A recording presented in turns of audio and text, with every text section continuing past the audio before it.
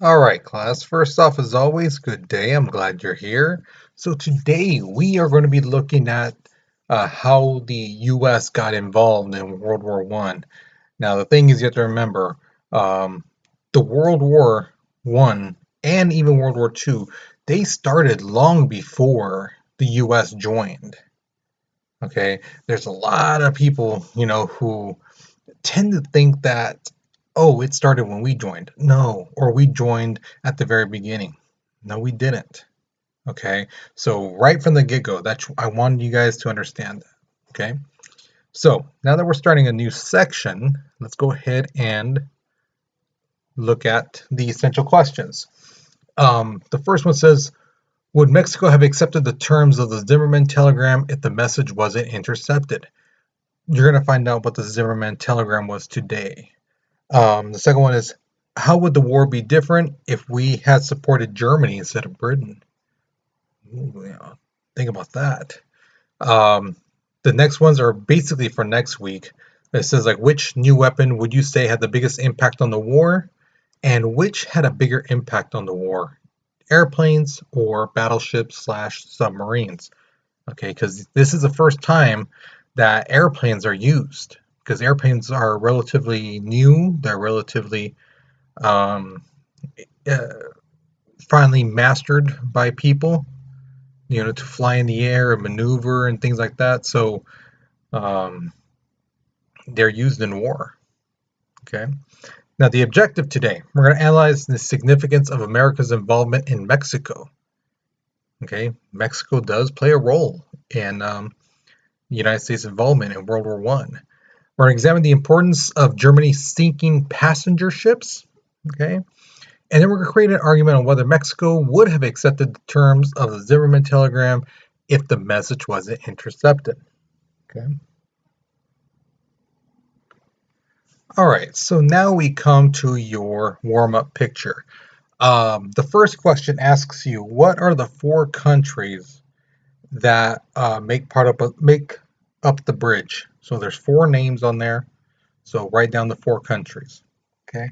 The next question asks you, uh, what do you notice about the guy and the basically the stone that he's gonna line up against?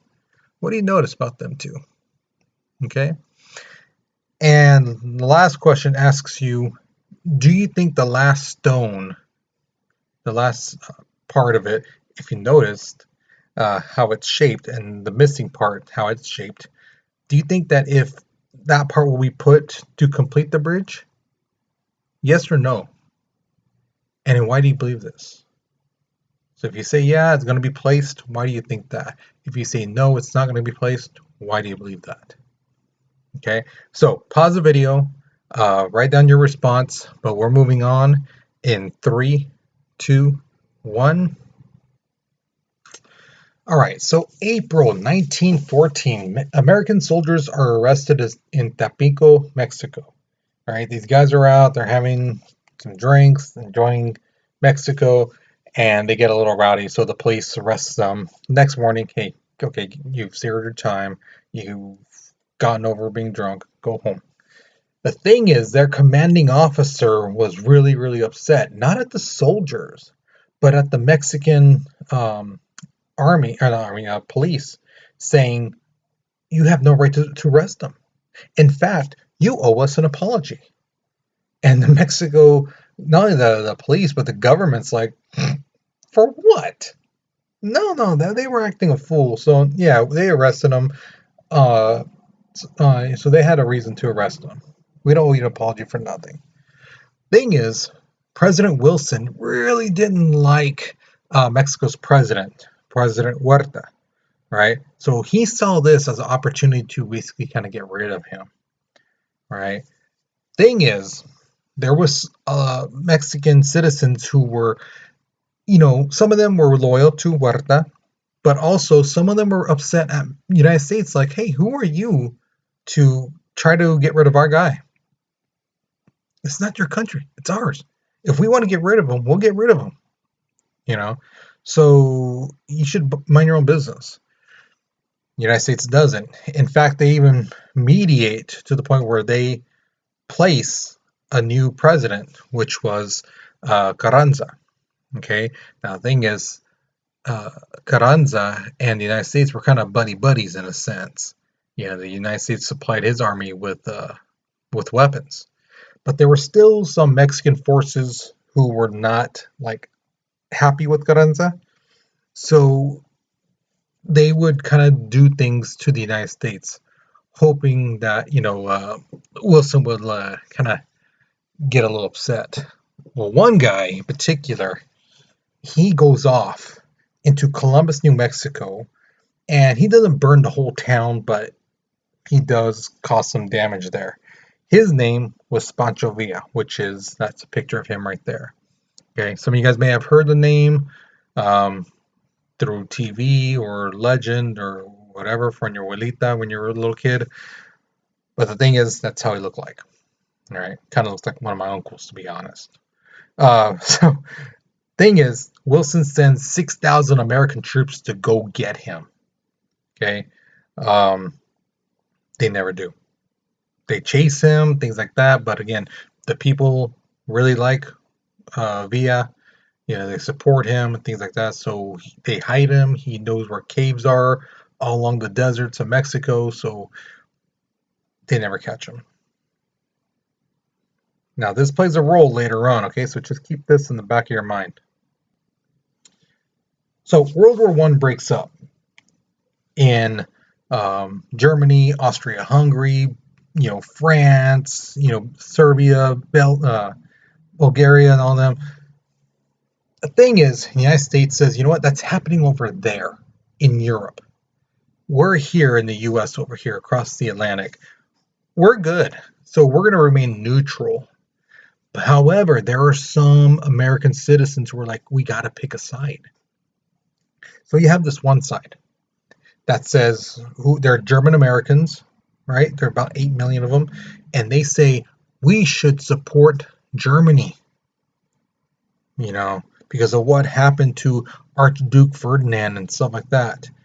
Then there was like about 4.5 million Irish citizens who they could care less about Germany. It's just they hated Britain a lot because Britain basically controlled Ireland. And when the British joined the Allies, the Irish citizens were like, you know what, the hell with the U.S. or the British. The U.S. should join Germany. So that group was saying we should join the Central Powers. But then you had another group of citizens who said, you know what? No. Britain, they're our buddies. We get along with them. We do trade with them and stuff like that. We get along now. We should be with them. And then there were some even more citizens who said, you know what? When we were coming up and we were in the Revolutionary War, what country was there by our side? France. France was by our side when we needed them most. Now they're in a war where they need our help. So you know what? We should return the favor. We should help them out. Okay? So propaganda posters started busting out, trying to sway people to believe one thing or another. So it's kind of like nowadays on Facebook, Snapchat, Instagram, things like that. People put things that try to make you think that this political group or this political group are evil and they're bad and they're doing horrible things. That's propaganda. Okay? Now, both sides used them back then. Okay? The Germans' propaganda really aimed at the Russians, saying how evil Russians were, and they would like take your kids and things like that. The British propaganda posters were very, very skilled. They made you think and question your manhood, your loyalty, and things like that. Now, here's the thing. In the U.S., there were stories being told about German U-boats, which are the submarines, that they would attack ships, and then once the ships were sinking and the bodies would rise up, the submarines would rise up, collect the bodies, and then use the dead bodies to fertilize their gardens, Or they would take the bodies and like basically like melt them down to the bone and everything, and then use that cesspool of a person's body, put some fragrance in there, and make soap. I wish I was lying, but this is a rumor that was spread back then. Now, nowadays we hear that we're like, really? They're just gonna pick bodies from the ocean and make soap out of it. Sounds preposterous, right? Kind of like, what in the world would they think? Who would believe that? But people believed it. People believed it. So the needle, instead of being neutral, it started going this way, go against Germany. The needle is going a little bit, not completely, just a little, okay? So here's your first question. What do you think worked better? Those posters, that swayed people, things like that, or do you think the false rumors? So like that poster said, loose lips sink ships. Basically, if you start talking, the enemy might hear you and then they might kill our soldiers. You know. So posters like that were, like, again, like I said, very effective. Some of them really made people think. But then again, too, the rumors people heard. So what do you think works better? Stuff like the memes and those videos and stuff like you see on like Facebook, Snapchat, Instagram, stuff like that, or like false rumors. What do you think works better? And especially back then. Excuse me. So pause the video, write your response, but we're moving on in 3, 2, 1. So here's the thing. The United States was loaning money to both sides. Because remember, they are officially, quote unquote, officially neutral. However, they basically put a limit on Germany, saying, hey, man, we lend you guys like $10 million. We can't lend you any more, man, until we get something back. You need to pay us something. We can't lend anymore. But on the down low, they were continuously giving Britain and France more money. They never put a cap on them. They basically told Britain and France, keep it on the down low. Okay. Now, if you go off shouting, oh yeah, the U.S. is giving us money, we're cutting you off too. Okay. So, all right. Now, the British realized, you know what?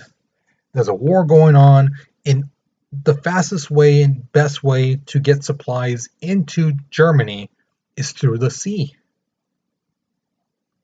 So what they did is they decided to make a blockade around Germany, make sure no ships can get through, to give them food, weapons, supplies, whatever they needed. If they were to get supplies, it would have to go through land. And again, there's a war going on. Trenches are being built on the ground. There's bombs going off, and traffic is slow on the roads. Okay. Germany was like, well, if you're going to do that to us, we're going to do that to you. Because here's the thing. There's roads going to Germany. There's no roads going into Britain, because Britain's an island. So they basically had U-boats surrounding Britain. And Germany basically gave a warning in February 1915. They gave a warning to the world, saying if anyone sends ships near Britain, we're going to sink you. No warning. We're not going to pop up from the submarines and be like, hi, we're here. Turn around. No, we told you. And if you come, we'll sink you. Okay. May 7th of that same year, a German U-boat sank the British passenger liner, the Lusitania, which is in the picture up on top. It's a drawing. It's not the actual picture. But the thing is, nearly 1,200 people were killed. And of those people who died, 128 of them were Americans. Now, this really upset the Americans and the British, because they're like, this was a passenger ship. It's basically like the Titanic. There's no guns. There's no supplies on there. It's just people coming from the United States to Britain and back forth. Germany is shouting, saying, no, no, no, no. We had information. that there was weapons in there, and that's what it was, that you guys hid it in there. The United States and Britain was like, no, that's not what happened. It wouldn't be for several decades later that we find out that it is true.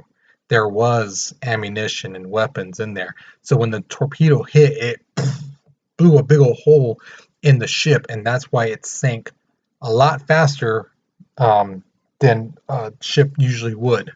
It exploded the bombs and ammunition and stuff like that. Okay, but at that time, in 1915, nobody knew. Okay, about a year later, a German U-boat sank a French passenger ship called the Suez. Now, here's the thing: the Suez, half of it did sink. The other half, as you can see, it barely managed. It's hanging on by a thread, but it did get hit. Now, to the world, Germany is looking like they're attacking civilians out in the water. Okay? They're looking really bad. So the people who are neutral, who don't want to get involved in the war, are leaning more towards fighting Germany. So Germany basically says, okay, how about this? We will no longer attack passenger ships. If we see a cargo ship, we're going to sink it. But if we see a passenger ship, we'll come up, we'll be like, hey, stop, turn around, go somewhere else, don't come this way. Okay? So they're not going to attack any more passenger ships. All right, so Wilson, in the election of 1916, he ran as the peace candidate. He was like, hey, we're not going to war, we're going to remain neutral, we're not going to pick sides. Okay, so he won. He won as president again. However, a couple months later, a German officer named Arthur Zimmerman sends this picture right here, this telegram. He sends it to the German ambassador in Mexico, and tells them, make them that offer. Okay, the U.S. intercepts this letter, and they decode it. Yes, you can see there's numbers and stuff like that, so they decode it. And basically, hear what the offer said. Germany is telling Mexico, hey, if the U.S. goes to war against us, we want you to join our side. And then we want you to attack the United States. And then we'll come and help you, and we'll help you get back the land you lost. Now, some of you guys haven't been with me for that long, but those of you guys who have been with me since last semester, you might remember the Mexican-American War, where Mexico lost California, Arizona, New Mexico, Nevada, Colorado, Oregon, stuff like that. They're basically telling Mexico, we'll help you get that land back. If the United States goes to war against us, then you have to join our side, and then we'll help you attack the United States. Once the American people get a hold of this and hear what the telegram said, that's it. They basically say, okay, now you know what? We're going to go again war against Germany, because they're just pushing us. They're pushing us. So February 1st, Germany says, okay, you know what? Back to the old ways. No more warnings. Any ship that's in the Atlantic, we're going to sink it. And they sink 6 U.S. merchant ships. Ships that had American citizens on it, had supplies, had food, had trade stuff for other countries. It didn't matter. We're going to sink you. And Germany is basically telling the United States, what are you going to do? What are you going to do? We sink the Lusitania. We, hit the Suez. We did the Zimmerman telegram. We're sank more of your ships. What are you going to do? You ain't going to do none. You're all talk, no bite. So the U.S. is like, yeah, you know what? We'll show you how hard we can bite. And we're going to come at you. We're going to punch you right in the nose. April 2nd, 1917. The President Wilson asked for a special session of Congress and asked for a declaration of war. And he gets it, I believe, within a week. So here's your next question. Remember, Wilson ran as the president who was not going to go to war. We're a president of peace.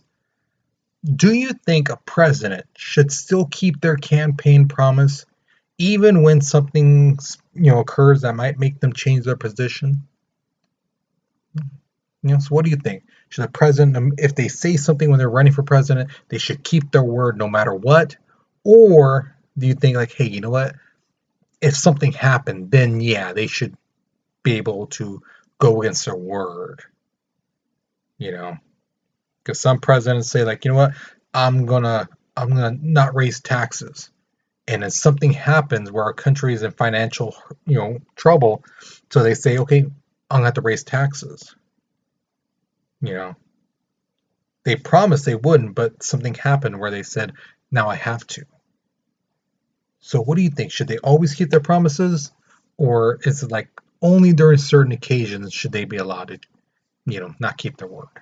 What do you believe? Okay, so pause the video, but we're moving on in 3, 2, 1.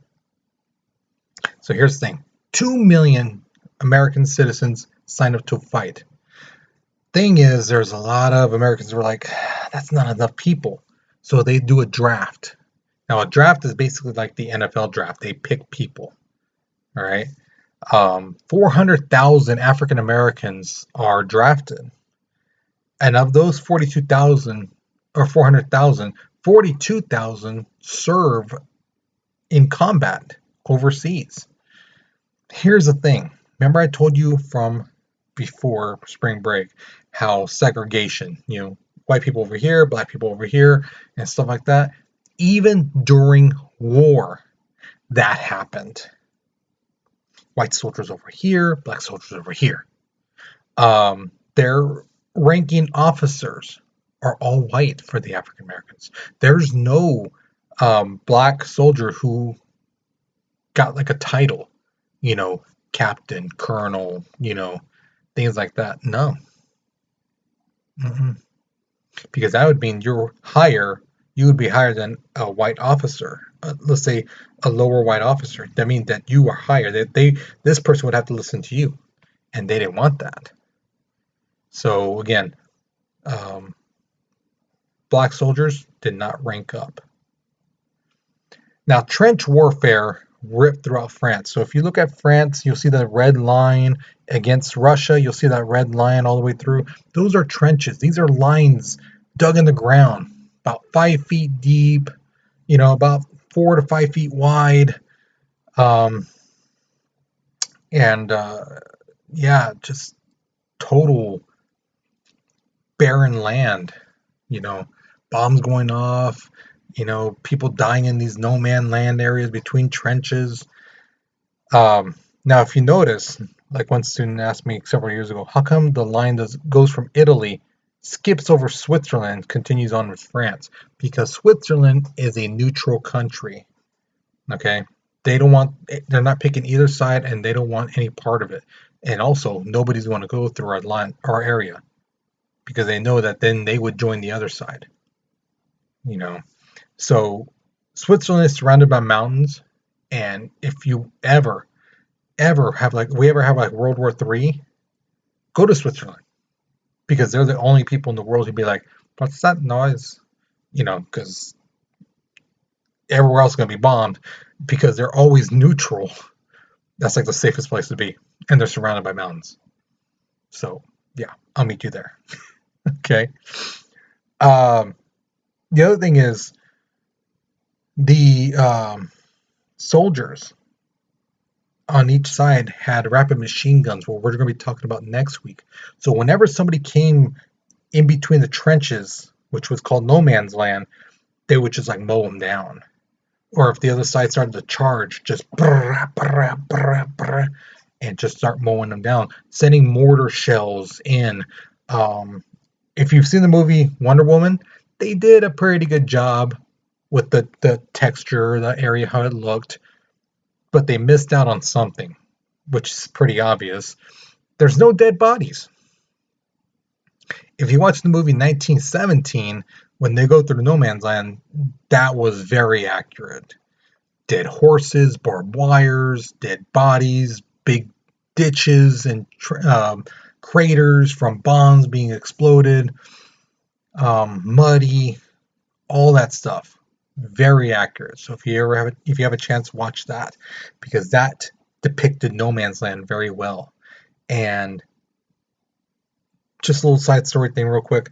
In the no man's land, this is where rats got really big because they would eat the dead bodies. And times when the rains were really bad, some of these rats would wash into the trenches and nibble on soldiers.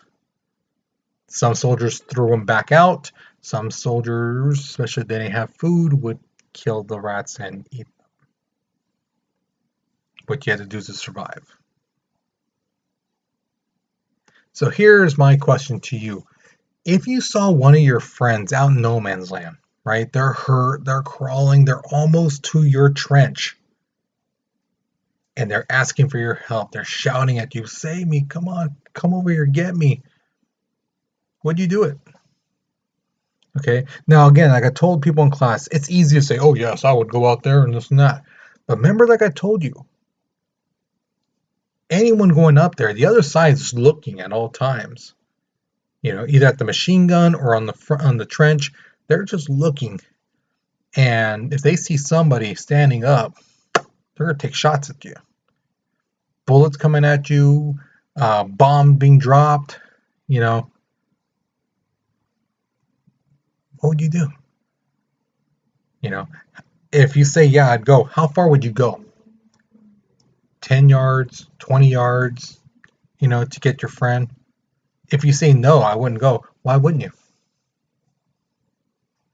Okay, so really, I want you to really sit and think, what would you do? I mean, this is not a video game. This is stuff that happened in real life. This is a situation that happened with real soldiers, you know, at this time. What would you do? Okay, so think about it, write your response, but we're moving on in 3, 2, 1. All right, so now we come to the exit ticket question. Remember, pick one or two of these, okay? The first question says, do you believe it was okay for the president and the U.S. government to keep the real reason why the Germans sank the Lusitania a secret? Do you think it was okay that they didn't tell people, oh no, we were giving weapons to Britain and France and all them? Do you think it was good? You think it was the right thing to do to keep that a secret? Or do you think they should have told everyone, yeah, we did put weapons there, and we're secretly giving ammunition to Britain and France? So what do you think? Or you could pick the second question, is if the Zimmerman telegram wasn't intercepted, do you think Mexico would have accepted Germany's offer? What do you think? You know, again, think about like the thing with Bonchavilla, with the U.S. being involved, you know, getting rid of the old president, putting someone else in. Mexico's having a revolution at this time. Do you think they would have accepted that offer? Why or why not? Okay, so either one you pick, I want you guys to really sit and think, you know, and weigh it out. What do you believe? Okay, so once you're finished with the exit ticket question, that's it. Hopefully you learned something new. Hopefully you enjoyed it. Next week, we are going to be talking about the weaponry used, and we're going to be talking about how the World War I ends. Okay, so be sure you're here for that. Okay, you guys, you take care, you be safe, and I'll see you guys later. Okay.